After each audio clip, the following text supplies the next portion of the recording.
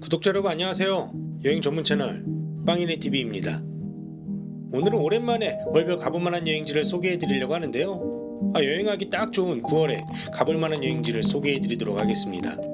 오늘 소개해 드리는 여행지는 모두 직접 다녀온 여행지니까요. 여행지에 대해서 궁금한 것이 있으면 댓글로 알려주세요. 들어가기 앞서서 빵이네 TV 구독하시면 여행에 대한 다양한 정보를 받아보실 수 있으니까요. 좋아요와 구독하기 그리고 알람 설정까지 부탁드립니다. 그럼 바로 소개해드리겠습니다. 9월에 가볼만한 여행지 첫 번째는 고석정 꽃밭입니다. 고석정 꽃밭은 강원도 철원군 동성읍 태복로 1769로 찾아가시면 되는데요. 성인 6,000원, 어린이 3,000원에 입장료가 있습니다. 입장료를 내면 성인은 3,000원, 어린이는 2,000원에 철원사랑 상품권으로 돌려준다고 하니까요. 부담되는 금액은 아닙니다. 사실 철원은 제가 몇 차례 소개해드리기도 했던 여행지인데요. 9월이 되면 고석정 꽃밭의 가을꽃이 흐드러지게 핍니다.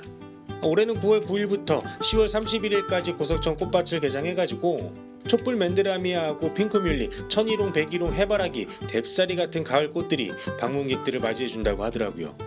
저는 작년에 처음 다녀왔었는데요. 9월 초에는 연꽃도 마지막 꽃망울을 보여주고 있어서 다양한 꽃들을 배경으로 사진 찍기에도 좋았습니다. 철원 고석정 꽃밭에 가면 가장 먼저 화려한 촛불 맨드라미가 시선을 사로잡는데요. 파란 하늘하고 하얀 구름 그리고 빨갛고 노란 촛불 맨드라미하고 같이 사진 찍기에도 좋습니다. 그리고 철원 고석정 꽃밭은 산책로가 잘 마련되어 있어서 산책하기에도 좋고요. 해바라기는 키 작은 해바라기들이 줄을 서서 하늘을 바라보고 있습니다. 워낙에 사진 찍을 만한 조형물들도 많고 쉴 수 있는 공간도 많아서 나들이 하시는 분들이 정말 많았고요.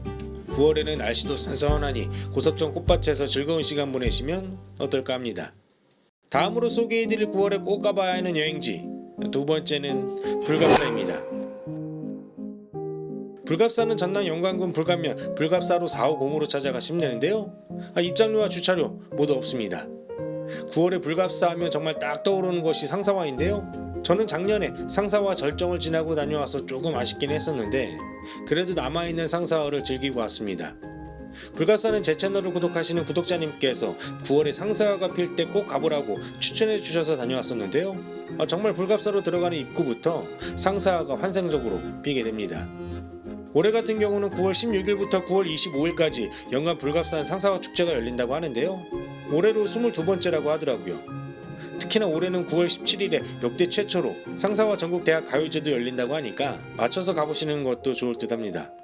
상사화가 워낙에 화려하다 보니까 불갑사가 상사화에 조금은 묻힌 감이 없지 않은데요. 불갑사도 백제 시대에 창건된 천년 사찰입니다. 이후 고려 시대에는 수백 명의 승려가 머물기도 한 사찰이기도 했는데 대웅전은 본물 830호이기도 하고요. 팔상전이라든지 칠성각, 일광당 명무전 같은 정각으로 구성되어 있습니다. 불갑사는 템플스테이 체험도 가능한 곳이니까요. 관심 있으신 분들은 템플스테이를 하셔도 좋을 듯 하고요. 빨갛고 화려한 환상적인 상사화를 보고 싶으시다면 영광 불갑사에 꼭 가보시기 바랍니다. 다음으로 소개해드릴 9월에 꼭 가봐야 하는 여행지 세 번째는 선운사입니다. 선운사는 전북 고창군 아산면 선운사로 250 선운사로 찾아가시면 되는데요. 어른 4,000원, 어린이 1,000원의 입장요금이 있습니다. 앞에서 영광 불갑사는 상사화 축제가 열리는 곳이라고 말씀드렸는데 고창 선운사는 꽃무릇 축제라고 부르더라고요. 상사화나 꽃무릇이나 같은 말이긴 한데요. 불갑사는 꽃무릇이라고 하도록 하겠습니다. 어쨌든 고창 선운사로 들어가는 입구에 빨갛고 화려한 꽃무릇들이 방문객들을 맞이해줍니다. 선운사는 우리나라 3대 꽃무릇 군락지로도 불릴 만큼 온통 꽃무릇들을 볼 수 있습니다. 워낙에 아름답다 보니까 전국에서 사진 찍으러 많이들 오시는데요. 꽃무릇이 있는 화단으로 들어가지 않도록 되어 있는데 안으로 들어가시는 분들이 많으시더라고요. 조금 아쉬운 모습이었습니다. 어쨌든 선운사 꽃무릇을 구경하고 이제 선운사로 들어가시면 되는데요. 선운사는 앞에서 소개해드린 불갑사보다는 조금 더 볼거리가 많은 사찰이지 않을까 합니다. 선운사는 대한불교 조계종 제24교구 본사이기도 한데요. 선운사가 번창할 무렵에는 89개의 암자하고 189개에 이르는 요사가 있는 엄청나게 큰 사찰이었던 곳입니다.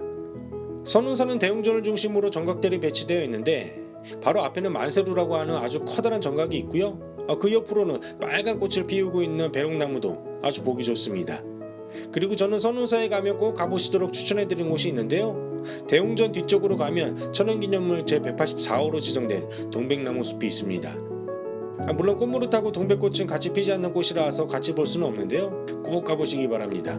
9월 가볼 만한 곳을 찾으신다면 전국에서 아름다운 꽃무릇을 보기 위해서 사진작가분들이 먼 길을 마다하지 않는 고창 선운사에도 꼭 가보시기 바랍니다. 다음으로 소개해드릴 9월에 꼭 가봐야 하는 여행지 네 번째는 산소카페 청송정원입니다. 산소카페 청송정원은 경북 청송군 파천면 청송로 5865로 찾아가시면 되는데요. 입장요금은 없습니다. 산소카페 청송정원은 엄청나게 넓은 단지에 백일홍이 빼곡하게 피어 있는데요. 올해는 8월 29일부터 10월 31일까지 개장한다고 합니다. 산소카페 청송정원은 작년에 조성한 꽃밭인데요. 앞에서 소개해드린 철원 고석정 꽃밭은 다양한 꽃들을 볼 수 있다면 이곳은 백일홍 위주로 꽃밭을 꾸민 곳입니다. 청송이 워낙에 공기가 맑다고 하는데요. 실제로 청송에 여행을 할 때 정말 공기가 맑다는 걸 느낄 수 있더라고요. 그리고 올해는 작년이랑 다르게 야외에서 마스크도 벗을 수 있으니까 제가 다녀왔던 작년보다 올해가 산소카페 청송정원을 즐기기에 더 좋지 않을까 합니다. 청송하면 유명한 곳이 사과도 유명한데요. 사과 조형물이라든지 사과 주스 시음도 가능하고요. 그보다 더 좋았던 것은 주말에 버스킹 공연을 하는데 무료로 이런 고퀄리티의 버스킹 공연까지 즐길 수 있다 보니까 더 좋더라고요. 그리고 청송정원에는 전망대도 있어서 전망대에서 시원시원하게 백일홍 단지를 내려다볼 수도 있고요. 산소카페 청송정원은 우리나라에서 가장 큰 규모의 백일홍 단지라고 하니까요.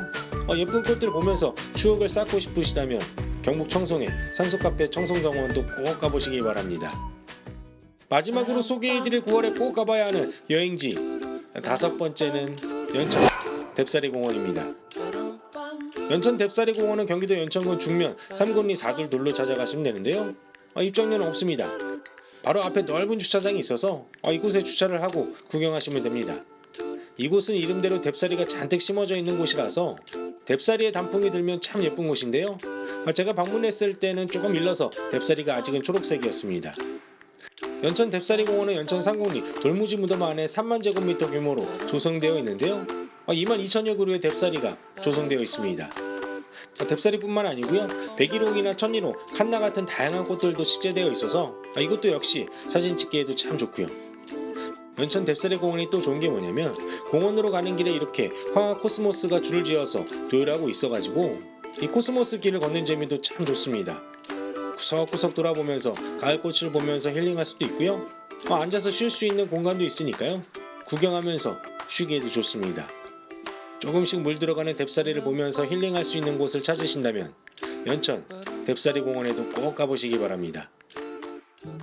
이렇게 해서 9월에 꼭 가봐야 하는 여행지 5곳에 대해서 소개해드렸는데 어떠셨나요? 구독자님들 모두 즐거운 여행하시기 바랍니다. 내용이 괜찮았으면 좋아요와 구독하기 그리고 알람 설정까지 부탁드립니다. 빵이네가 구독자님들의 즐거운 여행을 응원합니다. 빵이네 여행은 계속됩니다. 감사합니다.